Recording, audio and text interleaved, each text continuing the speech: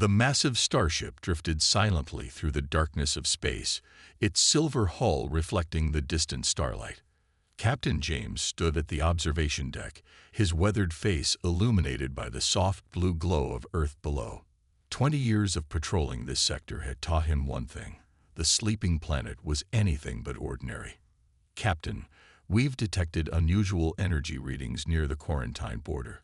Officer Tom's voice crackled through the ship's communication system. James straightened his uniform and turned away from the view. Every few years, someone would try to breach the protective barrier around Earth. They never succeeded.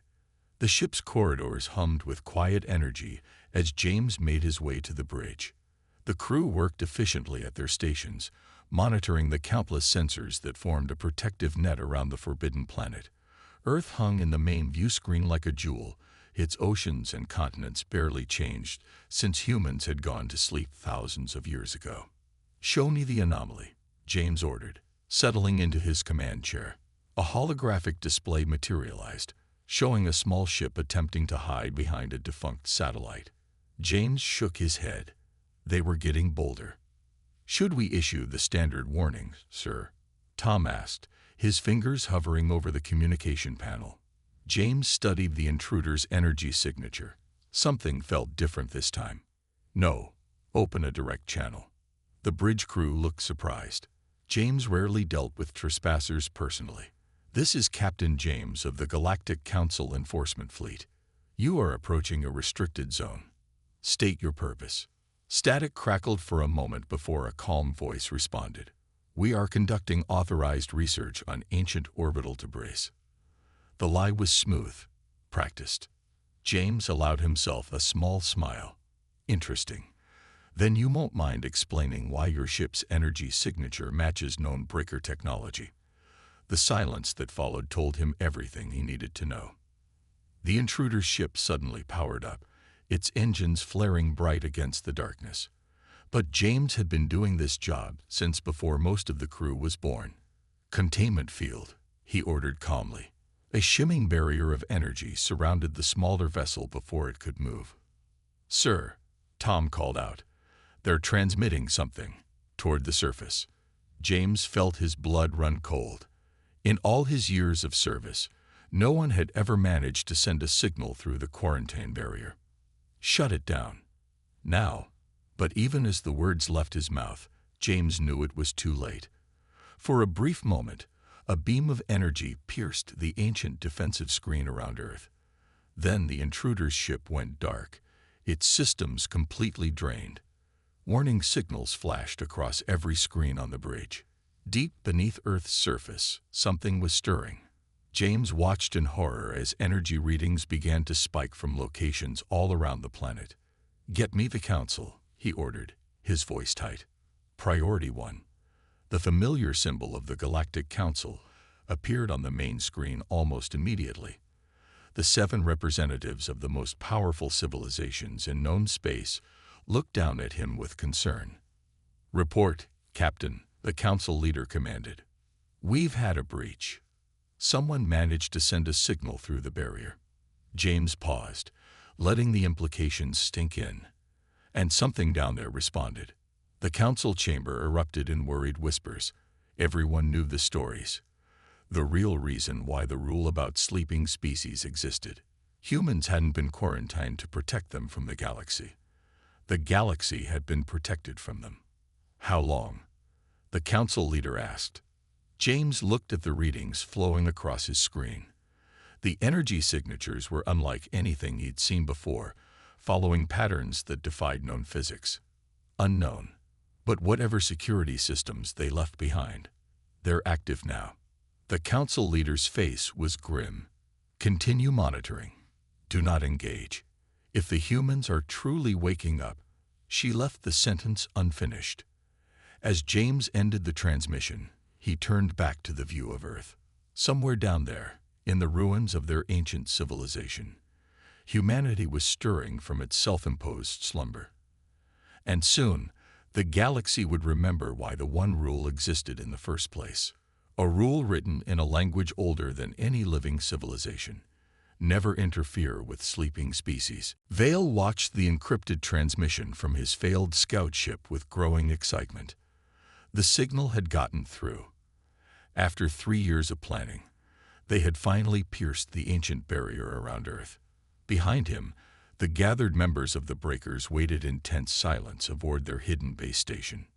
"The humans are responding," Vale announced, his voice steady despite his racing heart. The holographic display showed energy readings spreading across Earth's surface like a awakening neural network. Everything we believed about them was true. The base station shuddered as Vale activated their main engines. Dozens of ships, hidden in the debris field of a destroyed moon, powered up in sequence. They had planned this moment carefully, knowing they would have only one chance before the Council's forces arrived in full strength. "The Council fleet is moving to surround Earth," reported Lisa, their lead navigator. Her fingers danced across the control panel, plotting their approach. "Captain James has called for reinforcements." Vale nodded. James was good at his job. Maybe too good, but not even he could stop what was already in motion. "Begin the approach. All ships, follow the planned vectors." The Breaker fleet moved as one, using paths calculated to avoid the Council's standard patrol routes. Warning signals flashed as they neared Earth's defensive perimeter. The ancient barrier that had kept the planet isolated for thousands of years shimmered with new energy. Their initial signal had done more than just penetrate it. It had changed something fundamental in its structure. "Energy spike," Lisa called out. "Something's happening on the surface." The main screen showed a massive power surge in what had once been called the Pacific Ocean. A structure was rising from the depths, its surface sheeting water as it emerged for the first time in millennia. Vale felt a chill run down his spine. This was far more than they had expected. "Sir," one of the crew called out, "Council ships approaching from Sector 7. The massive enforcement vessels were closing fast, their weapons charging." Captain James's flagship led the formation, its hull gleaming in the sunlight. Vale opened a channel to the rest of the Breaker fleet. "Remember why we're here. The Council has kept the galaxy in stagnation for too long. The humans didn't go to sleep because they were weak. They did it because they were too powerful. And now we need that power." The first shots from the Council ships lit up space. The Breakers scattered according to plan, drawing the enforcement fleet away from Earth. Vale's ship dove straight toward the barrier, its enhanced shields straining against the ancient defense field. "Hull integrity at 60%. Lisa shouted over the sound of protesting metal. "We can't take much more of this." But Vale's eyes were fixed on the readings from Earth. The structure in the Pacific wasn't the only thing awakening. All across the planet, long dormant facilities were coming online. And somewhere in those facilities were the humans, the species that had once been so advanced they chose to remove themselves from the galaxy. His ship burst through the barrier in a flash of light, alarms screaming as systems overloaded. They were falling now, dropping through Earth's atmosphere as the Council ships held back, unwilling to breach the quarantine zone themselves. "Navigate toward the Pacific structure," Vale ordered, watching as their shields struggled to handle the heat of re-entry. "Everything we've worked for comes down to this moment." Through the viewport, he could see the massive facility more clearly now. It wasn't just a building. It was a city, rising from the ocean like something from ancient legend. Its surface was covered in symbols that pulsed with internal light, and at its center, a spire reached toward the sky. "Sir," Lisa's voice was barely a whisper, "we're being scanned. Something in that city is looking at us." Vale smiled. This was exactly what he had hoped for. The humans were supposed to be the most advanced species the galaxy had ever known. Their technology had been beyond anything even the Council could understand. And now, after thousands of years of sleep, they were waking up. The ship's communication system crackled to life, and a voice spoke, the first human voice heard in millennia. It spoke in a language that Vale's universal translator took several seconds to process, its patterns unlike anything in the modern galaxy. "You have broken the rule," the voice said simply. now faced the consequences. Deep beneath the Pacific facility, ancient machinery hummed to life. Dr. Marcus opened his eyes for the first time in thousands of years, his mind already connecting to the facility's systems. The awakening protocols were running exactly as designed, bringing him out of suspension while his body remembered how to move. The massive screens surrounding his chamber showed him everything. The breaker ships entering Earth's atmosphere, the Council fleet holding position above, and the millions of suspension pods worldwide beginning their awakening sequences. He felt a moment of sadness. They had hoped this day would never come. Status report, he spoke softly, his voice rough from millennia of disuse. The facility's AI responded instantly, its familiar presence a comfort in his thoughts. External breach detected. Defensive systems online. Awakening procedures initiated for primary response teams. The AI's voice was calm, almost gentle. Would you like to review the years you missed? Marcus stepped out of his pod, his legs steadying as ancient biotechnology renewed his muscles. Not yet. Show me the intruders. The nearest screen zoomed in on Vale's ship, now hovering near the facility's main entrance. Marcus could see the fear and wonder on the faces of its crew through the ship's viewports. Their technology is primitive, the AI noted. They managed to breach the barrier through persistence rather than advancement. There was almost a note of disappointment in its voice.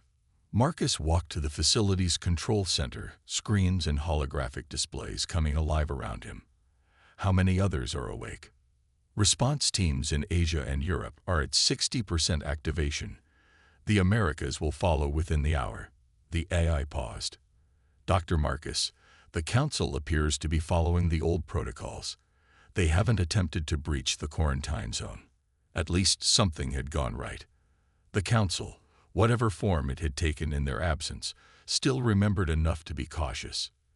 But these breakers, they had forced humanity's hand. Marcus touched a control panel, and the facility's external speakers activated. You have broken the rule, he announced to the hovering ship. Now face the consequences. He watched as the breaker vessel's crew scrambled at their stations, probably expecting some kind of attack. Instead, Marcus activated the welcome protocols. A landing platform emerged from the facility's side, extending toward Vale's ship like an offering hand. You wanted to wake us, he continued. So come and learn why we chose to sleep. The ship landed cautiously, its systems partially disabled by the facility's containment field. Marcus watched through internal cameras as Vale and his crew stepped onto human soil, their expressions a mixture of fear and awe. They had no idea they were walking into the most advanced technological center their galaxy had ever known. Above, the Council ships maintained their position. Marcus opened a channel to Captain James's vessel. You've done well, keeping the old rules. We will remember this. He could almost feel the shock rippling through the Council fleet as they realized humans could access their communications so easily. Warning, the AI interrupted. Multiple suspension facilities reporting full activation. The awakening cannot be stopped now. Marcus nodded. They had known this might happen one day. It was why they had created the fail-safes, the rules, the carefully maintained myth of their primitive status. Humanity had reached a level of technological achievement that frightened even themselves. Their choice to enter suspension hadn't been an act of weakness, but one of profound responsibility. Show me the defense grid, he ordered. The screens filled with a web of satellites, stations, and dimensional anchors that had protected Earth during their sleep. Built to last for millions of years, the network had kept their secrets safe until now. Through the facility's cameras, Marcus watched Vale and his crew approach the main hall. They would be the first visitors to see humanity's true face in thousands of years. Behind them, their ship sat powerless on the landing platform, its systems already being analyzed and archived by the facility's computers. Begin the briefing sequence, Marcus told the AI. They should understand what they've done before the others wake up. The facility's lights dimmed slightly as the holographic systems powered up. It was time to show these breakers exactly what kind of power they had hoped to unleash, and why humanity had chosen to lock it away. Captain James had seen many strange things during his years patrolling Earth's quarantine zone, but nothing like this. His ship's sensors showed energy readings that defied explanation as more human facilities activated across the planet. The council representatives were demanding answers, but he could only watch in amazement as humanity's true nature revealed itself. The massive holographic display that suddenly appeared between Earth and the council fleet made everyone on the bridge gasp. Dr. Marcus's face looked down at them, as calm as if he were speaking to old friends. Captain James, council members, please pay attention. There are things you need to understand. The space around them shifted, and James felt his mind struggle to comprehend what he was seeing. The stars seemed to move, and reality itself appeared to fold. When everything settled, they were looking at images from the distant past. This is our history, Marcus explained. Not the version in your records, but the truth. The images showed a younger humanity, spreading across the stars with technology that made current galactic achievements look primitive. We didn't go to sleep because we were weak. We did it because we saw what unlimited power would do to the galaxy. The images change, showing ancient conflicts that made current wars look like children's games. Entire solar systems restructured, planets moved like game pieces, and the very fabric of space manipulated as easily as clay. James watched in awe as the truth of humanity's past unfolded before them. Inside the Pacific facility, Vale and his breakers were seeing the same history.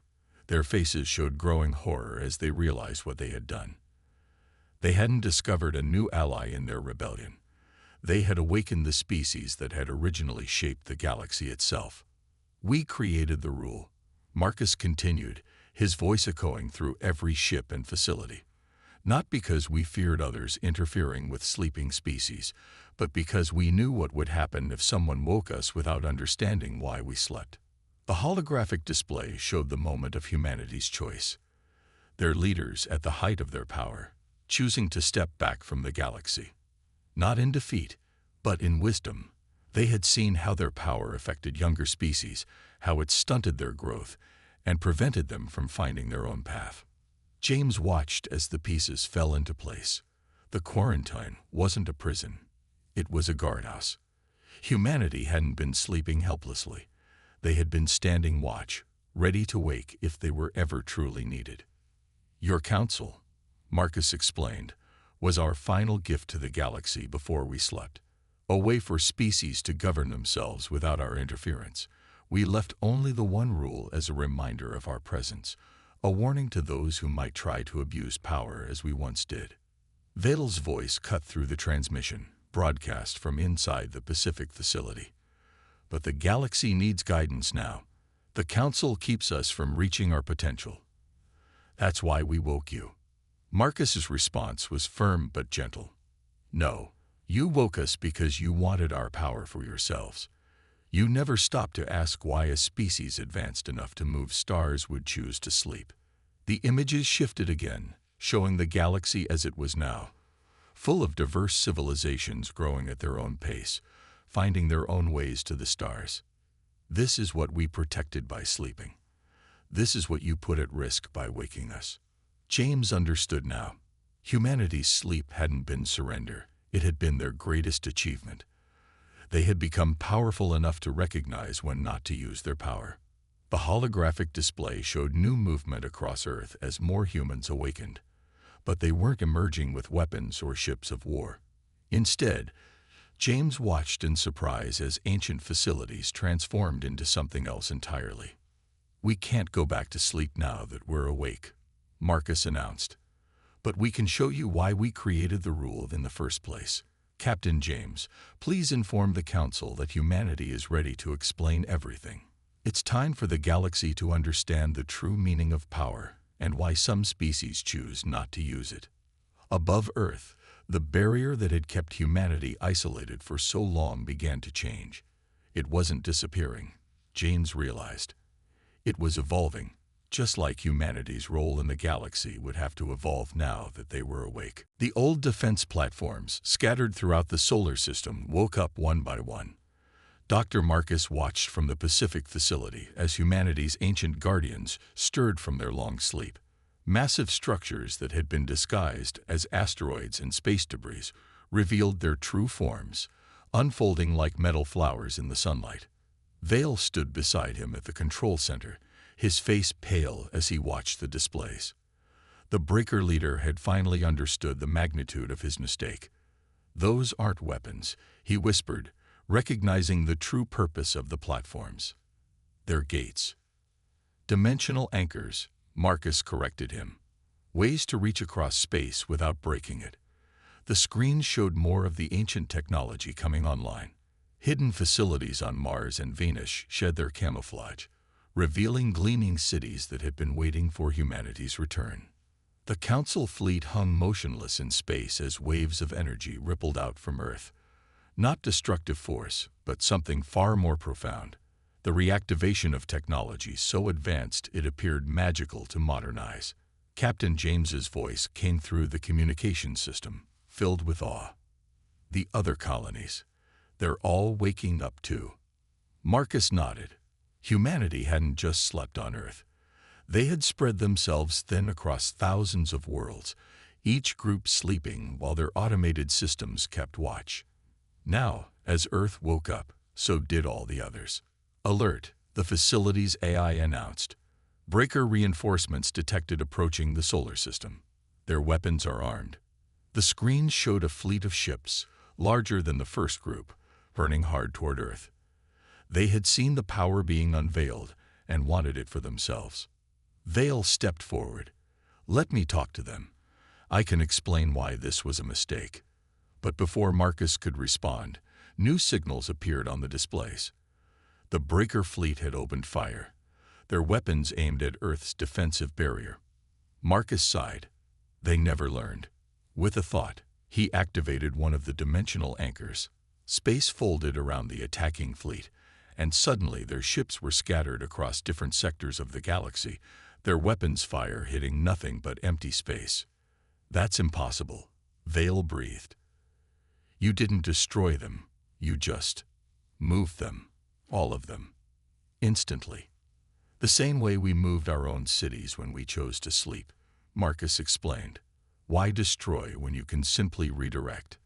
The screen showed the confused breaker ships trying to understand what had happened to them. They were unharmed, but they would take months to regroup. In orbit, the Council fleet watched the demonstration of power with growing understanding. This was why humanity had chosen to sleep. This casual manipulation of space and matter, this godlike technology, it had been too much power for any species to wield constantly. New signals caught Marcus's attention. Deep beneath the oceans, forgotten cities were rising. In the hearts of mountains, ancient facilities threw off their rocky disguises.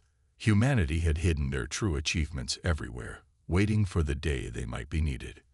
A massive ship emerged from beneath the Antarctic ice, its hull made of materials that modern science couldn't explain. It rose into the sky, water freezing and falling from its surface like crystal rain.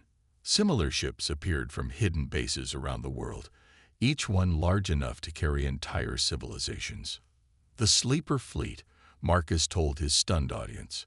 "We built them before we went to sleep, in case we ever needed to help the galaxy again." The ships took up positions around Earth, their presence a reminder of just how far humanity had advanced before choosing to step back. Vale watched the displays with tears in his eyes. "All this power, and you gave it up, walked away from it. Why?" Marcus turned to him, his expression gentle. "Because true power isn't about what you can do. It's about what you choose not to do." He gestured to the screens showing the scattered breaker fleet. "We could have destroyed them. Instead, we sent them home. That's the lesson we learned before we slept. The lesson your people need to learn now." The facility rumbled as more systems came online. Humanity was almost fully awake now, and the galaxy would never be the same. But this time, Marcus knew, they would do things differently. This time, they would teach instead of simply watching from afar. The council chamber fell silent as the human representatives appeared. not through standard holographic channels, but by simply being there, as if they had always been present. Dr. Marcus stood with 4 other awakened humans, their forms slightly shimmering as they existed simultaneously in multiple locations across the galaxy. "We understand your fear," Marcus addressed the council, his voice gentle. "But we're not here to take control. We're here to help you understand why the rule existed."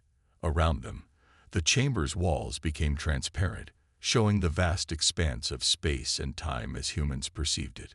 Captain James watched from his ship as similar scenes played out across thousands of worlds. The awakened humans were everywhere at once, their ancient technology allowing them to reach every corner of the galaxy instantly. But they weren't conquering or destroying. They were teaching. "Your civilizations have grown well in our absence," one of the other humans, an older woman named Rita, spoke to the council. "We see no need to change what works. But there are things we can share, knowledge that can help without overwhelming." Vale stood among the council members, no longer a prisoner, but a witness. The Breakers' attempt to seize power had led to something none of them had expected, an offer of guidance from the very beings they had tried to manipulate. Above every inhabited world in the galaxy, one of humanity's sleeper ships appeared, not as a threat, but as a reminder and a promise. Their massive forms hung in the sky like silver clouds, their presence both reassuring and humbling. "We built these ships not for war," Marcus explained, "but for preservation. Each one contains libraries of knowledge, waiting to be shared when civilizations are ready to understand it." The ships began to glow softly, their hulls becoming transparent to reveal vast chambers of learning within. The scattered Breaker fleet, still trying to regroup after being displaced, received a different kind of message. Their ship's systems suddenly activated, showing them visions of possible futures, both the destruction they could cause and the progress they could achieve by working with others instead of against them. "Your weapons," Vale noticed, finding his voice, "you haven't disabled them permanently. You could, but you haven't." He looked at Marcus with growing understanding. "You're letting us choose." Marcus nodded. "Force creates resistance. Knowledge creates understanding." He turned to the council. "We went to sleep because we saw how our power affected others. They either fought against it or became dependent on it. Neither path led to growth." Throughout the galaxy, the dimensional anchors that humanity had placed eons ago began to shift. They didn't vanish but transformed, becoming visible waypoints that marked safe paths through space. The humans were opening their network to others, but doing it gradually, thoughtfully. "The rule about sleeping species," Marcus continued, "was never just about us. It was about understanding that every civilization needs time to grow at its own pace. Some choose to rest, to step back, to watch and learn. That choice should be respected." Captain James watched as his ship's systems received new information, guidelines for using the dimensional anchors, basic principles of human technology, but nothing that would overwhelm or destabilize existing civilizations. The humans were sharing their knowledge like water from a vast reservoir, one drop at a time. "We offer you a choice," Marcus addressed everyone listening across the galaxy. "We can help guide your development, teach you to avoid the mistakes we made, or we can return to our sleep, leaving you to find your own path. The decision must be yours." The council chamber erupted in discussion. Some wanted immediate access to human knowledge, others feared moving too quickly. But Marcus and the other humans simply waited, showing the same patience that had allowed them to sleep for thousands of years. Through it all, the sleeper ships continued their silent vigil, their presence a reminder of both humanity's power and their restraint. They had been awakened against their will, but they had chosen to respond with wisdom rather than anger, with teaching rather than punishment. The galaxy was changing, but not through force or conquest. It was changing through understanding, through the slow but steady sharing of knowledge. Humanity had awakened, and they had chosen to become not conquerors or destroyers, but teachers and guides for a galaxy that was finally ready to learn. 1 year after humanity's awakening, the galaxy had found a new balance. The Pacific facility had become a center of learning, where representatives from thousands of worlds came to understand the power of restraint. Dr. Marcus stood at his familiar observation window, watching Vale guide a group of young students through the history halls. The former Breaker leader had become one of their most dedicated pupils, and now helped others understand why some rules existed not to restrict, but to protect.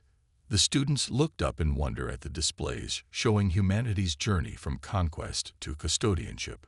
Captain James's ship docked at the newly revealed orbital station above Earth. The Council fleet had transformed over the past year, their ships now incorporating basic human innovations that they had earned through cooperation and understanding. James himself had become a bridge between the old Council and the awakened humans. The dimensional anchor network is fully integrated with current trade routes, James reported as he joined Marcus in the observation room. Though most species are still trying to understand how it works. He smiled. We've had fewer rule breakers this year than ever before.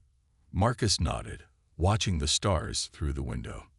The galaxy looked different now, not because it had changed physically, but because its inhabitants had changed their way of seeing it. The sleeper ships still maintained their vigil above key worlds, but they had become symbols of protection rather than power. We received the last response today, Marcus told James. Every known civilization has voted on our offer. He turned from the window, his expression thoughtful. They want us to stay awake, but not to rule. They're asking us to teach, to guide, but to let them grow at their own pace. Through the facility's vast network, they could see the changes spreading across the galaxy. The Breakers had disbanded, their members now working to help stabilize regions they had once tried to destabilize. The Council had evolved, becoming less of a governing body and more of a forum for cooperation and mutual understanding. Rita appeared in the room, her form shifting into solidity as she transferred from another facility across the galaxy. The last of the sleeper facilities have been repurposed, she reported. They're ready for their new role. The screens around them showed these transformed facilities, once places of rest, now centers of learning. But they weren't just teaching human technology. They were teaching the wisdom that had led humanity to choose sleep in the first place. We've updated the rule, James said, reading from his ship's new guidance systems. It now says, respect the path of every species, whether they walk, run, or choose to rest. He looked at Marcus. It's being broadcast in every language across the galaxy. Vale entered the observation room, his students having finished their tour. They're starting to understand, he said, his voice carrying the weight of his own hard-learned lesson. Not just the technology, but the responsibility that comes with it. Marcus touched a control panel, and the window showed them the galaxy as humanity could see it. A vast network of connections, possibilities, and choices. The dimensional anchors glowed like stars, marking safe passages through space, but also marking the boundaries that needed to be respected. We won't need to sleep again, Marcus said, because we're no longer alone in our understanding. The galaxy has grown ready for what we can teach. He turned to face them all. But we'll always remember why we chose to sleep, and why that choice needed to be protected by a rule. Around them, the facility hummed with the energy of a new age, not one of unlimited power or unrestricted growth, but one of balanced progress and mutual respect. Humanity had been awakened against their will, but they had turned that awakening into something no one had expected. A chance for the galaxy to truly understand the power of choosing not to use power. The rule had been broken, and the humans had awakened. But in doing so, they had taught the galaxy a greater rule. That true advancement comes not from taking power, but from understanding when to step back and let others find their own way forward. The sleepers had awakened, and the galaxy was finally ready for their most important lesson.